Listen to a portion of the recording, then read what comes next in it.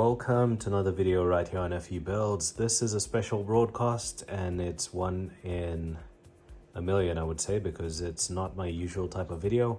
But I'm just recording this for anyone who is watching this, who's into RCs, who's into 4x4s, who works with editing and different things like that, and you need headphones.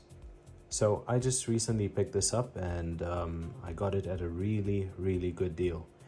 This is the Bowers and Wilkins McLaren px8 S2 headphones. Very nice headphones. I haven't yet gotten a chance to try them. I got them yesterday. Special thank you to the guys who supplied me with them, Rendo's Audio.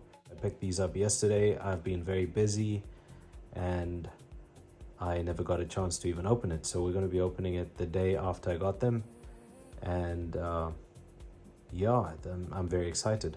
I've been using the Sennheiser HDB630s and they are amazing. I would say they're wonderful. You can hear every sound.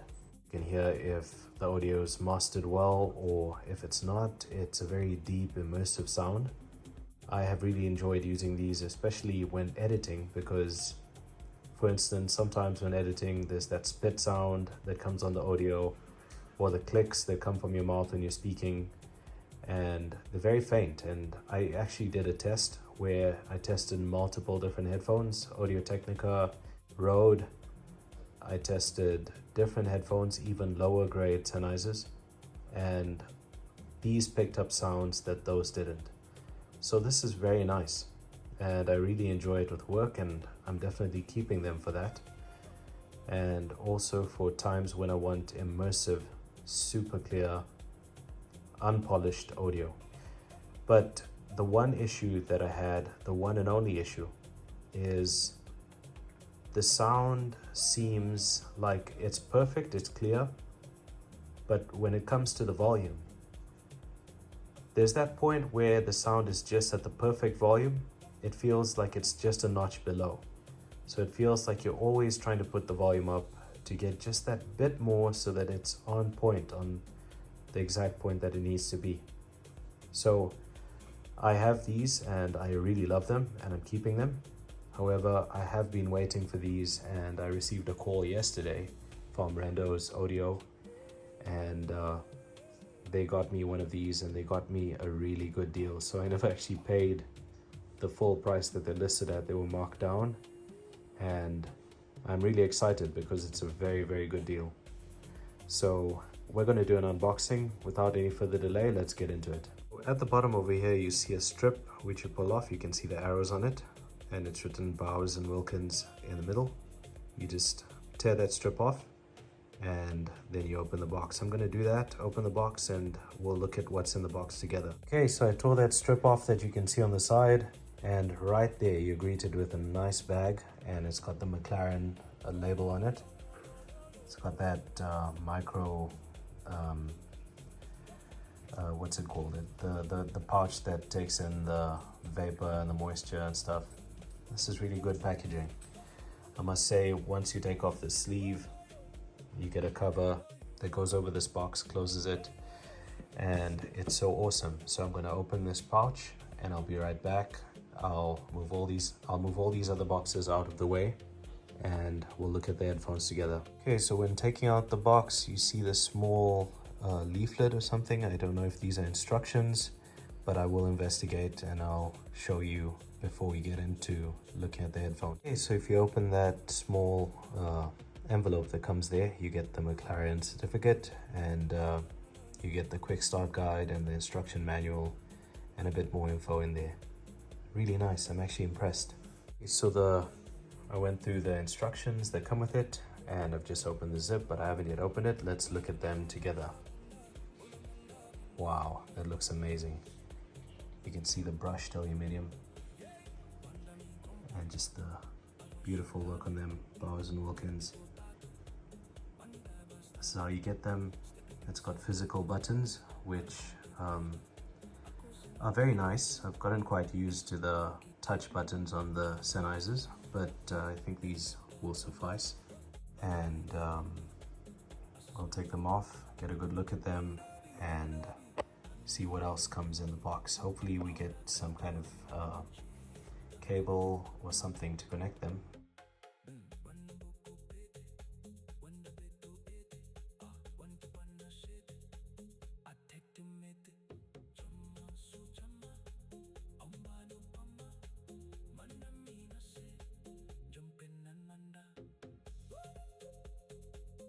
Okay, so I just took them out of the box and I turned them over, or out of their case, and I turned them over, and this is what it looks like. It's got a left and a right side, and if you look carefully, the speakers are actually angled at you.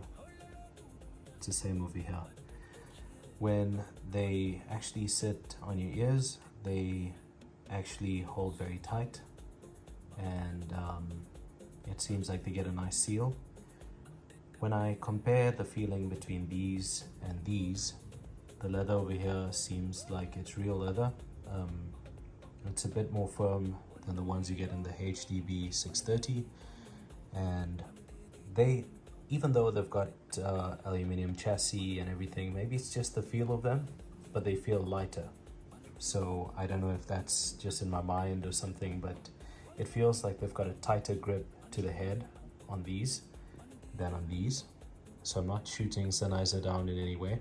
I love both sets of headphones so far. I haven't tried these out yet, but we're going to connect them. As for extra wires and all, I'll just open this quickly, and there's a flap over here, and in there you get the wires with a nice McLaren Velcro tape. And I was looking for the USB-C port, and it's at the bottom over there, as you can see. So it's got this nice like rim finish to it, which I want to show you. And I'm keen to test these out, so I'm going to connect them to my phone and see how it works. If there's an app, I'll screen record the app, and let's see how it goes. Okay, so I finally got these up and running. I charged them to full charge. I installed the app. I upgraded the software of the headphones, and I tried them out. I tried them on the USB Type-C cable for the high resolution audio, and I also tried them over Bluetooth on my iPhone. And you know, the settings with the iPhones, it's sort of restricted as compared to Android. However, I like them, and they're not exactly in the same group, I would say. I wouldn't put them in the same group as the HDB630s. I would say this is more like a very fast, high-powered sports car. This is like a refined luxury vehicle. So if this was a McLaren sports car, this would be a Bentley or a Rolls-Royce. And I say that in terms of the sound. The sound that comes from here is very rich in its bass. It's loud enough, and it's very energetic and strong. The sound that comes over here is more of an immersive experience, more of a situation where you want to hear every single sound, every instrument, every note, every tone. And I think that's where this word comes in over here.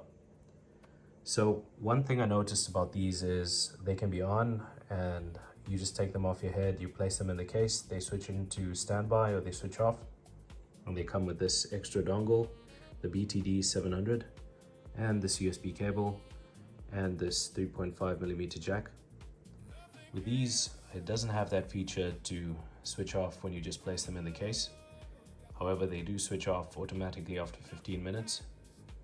And in this part over here, there's two cables. There's one USB Type-C to USB Type-C, and there's a USB Type-C to a 3.5mm audio jack. So where this would be a rich, deep, loud bass, you can tell that the bass is amplified, and it's more of a party kind of headphone. It produces a party kind of sound. So if you had an event and they've got really, really nice speakers there going on and going loud and just pushing the sound away, that's this. And if you're in a venue where you want to hear the detail in the music, that's this. And by the way, the apps are both nice, but I like the app that comes with the Sennheisers a bit more, because it allows you to also calibrate the audio, select whether you want high resolution audio or low res. You can set those kind of settings.